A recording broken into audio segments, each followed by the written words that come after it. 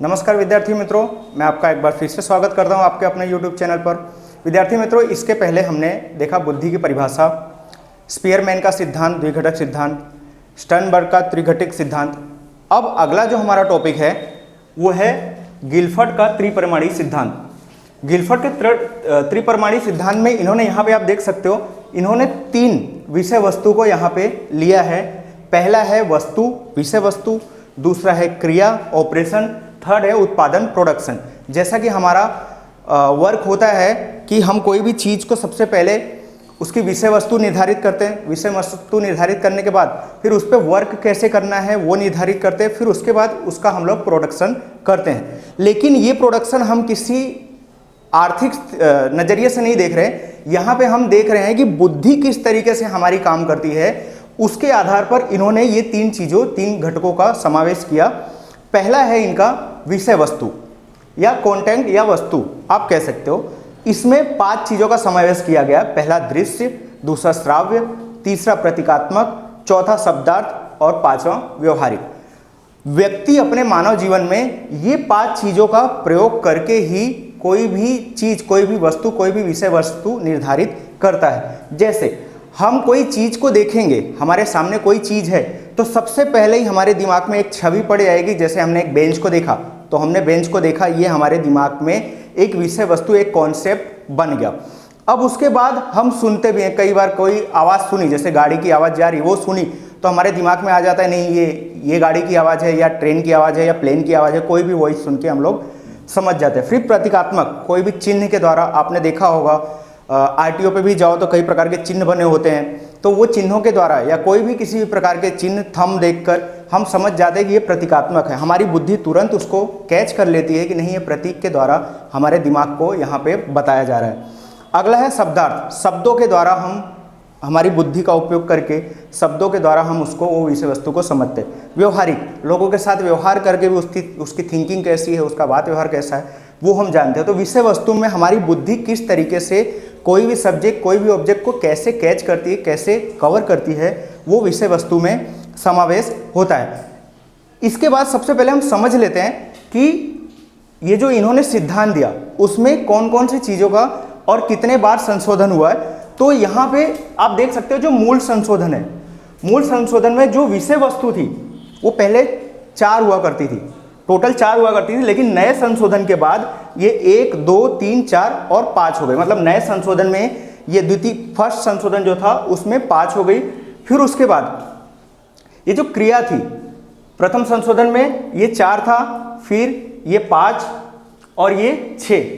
दूसरे संशोधन में क्या हुआ, ये 5 हो गया और ये 5 और ये 6, मतलब टोटल 4 × 5 × 6 = 120, मतलब 120 टोटल इकाइयाँ इसमें थी। प्रथम संशोधन में जब ये 5 हो गया तो 5 × 5 × 6 = 150। अब जब दूसरा संशोधन हुआ, मतलब दूसरी बार जब संशोधन हुआ, तो यहाँ पे आप देख सकते हो कि यहाँ पे 1, 2, 3, 4, 5, पहले 5 थी प्रथम संशोधन में। अब यहाँ पे स्मृति में 2 चीज़ों का समावेश कर दिया गया। पहला स्मृति धारण और दूसरा स्मृति लेखन। मतलब कि यहाँ पे पहले 5 विषय वस्तु 5, फिर उसके बाद क्रिया 6 और उत्पादन 6। इस तरीके से मूल में 120 था, प्रथम में 150 और दूसरे में 180। हालांकि आपको अभी सिर्फ यही प्रथम संशोधन जो है 150, क्योंकि आपकी बुक में यही दिया है तो आपको अभी यही पढ़ना है। एग्जाम में आए तो भी आपको यही लिखना है 150 वाला।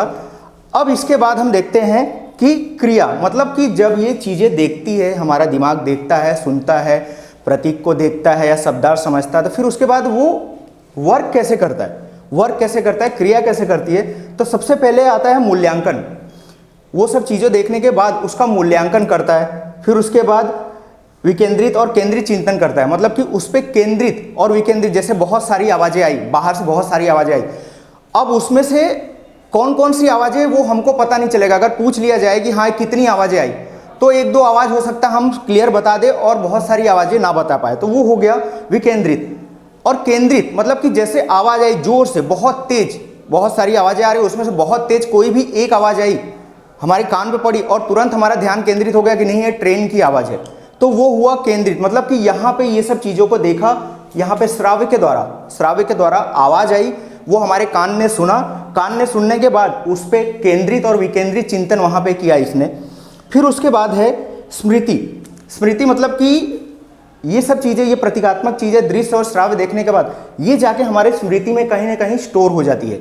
जैसे कंप्यूटर काम करता है, कंप्यूटर में जो भी डेटा स्टोर कर दो फिर बाद में हम उसको देख सकते हैं, ठीक वैसे ही उसी प्रकार कोई भी जानकारी होती है वो ये सब विषय वस्तु दृश्य श्राव्य प्रतीकात्मक शब्दार्थ और व्यवहारिक ज्ञान के आधार पर ये हमारे स्मृति में जाके स्टोर हो जाती है। तो इसमें पहला जो है स्मृति धारण मतलब जो भी हमने ये सब देखा वो हमारे डेटा में जाके स्टोर हो गया, वो हो गया धारण। स्मृति लेखन, जब हमको वहाँ से निकालना हो, हमको याद करना हो, जैसे कोई मिला अपने उसको नहीं जानते, फिर वो बोलता है पहचाने आप, तो हम याद करते हैं कि हाँ इसको मैंने कहाँ देखा था, कहाँ मिला था, तो हम स्मृति में से उसको निकाल रहे, हमने स्मृति में उसको धारण किया है लेकिन अब हम उसको स्मृति में से बाहर निकाल रहे, तो वो होता है स्मृति लेखन। बोध, अब उस पे से हमको क्या मिला, क्या समझ में आया, क्या सीखा, वो होता है बोध। मतलब कि पहला है विषय वस्तु, दूसरा है ऑपरेशन कि हमारी बुद्धि जो है वो ये सब चीज़ों के द्वारा वर्क करती है, फिर इस पे क्रिया करती है।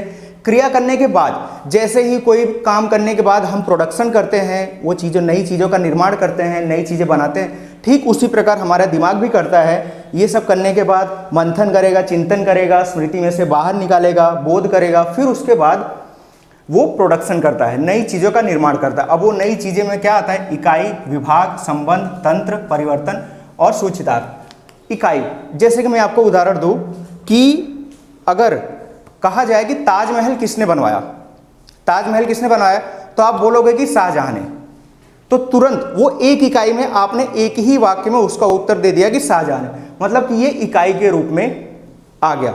अब अगर पूछा जाए कि जो ताजमहल है वो किसके द्वारा बनवाया गया, तो मजदूरों के द्वारा। यहाँ पे समूह विभाग जो है अलग अलग विभाग के द्वारा समूह का यहाँ पे आ गया। फिर संबंध कि किस संबंध में बनाया गया, मतलब वो दोनों के बीच संबंध क्या था, तो इस तरीके से। फिर तंत्र, किस तंत्र से, किस ढांचे से बनाया गया।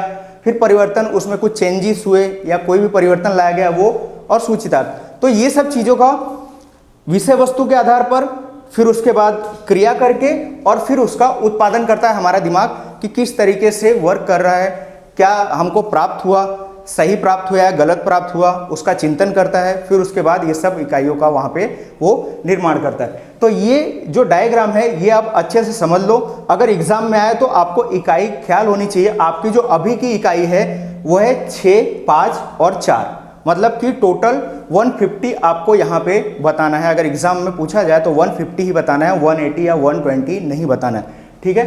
आई होप आपको ये बहुत अच्छे से समझ आया होगा। आज के लिए इतना ही, धन्यवाद।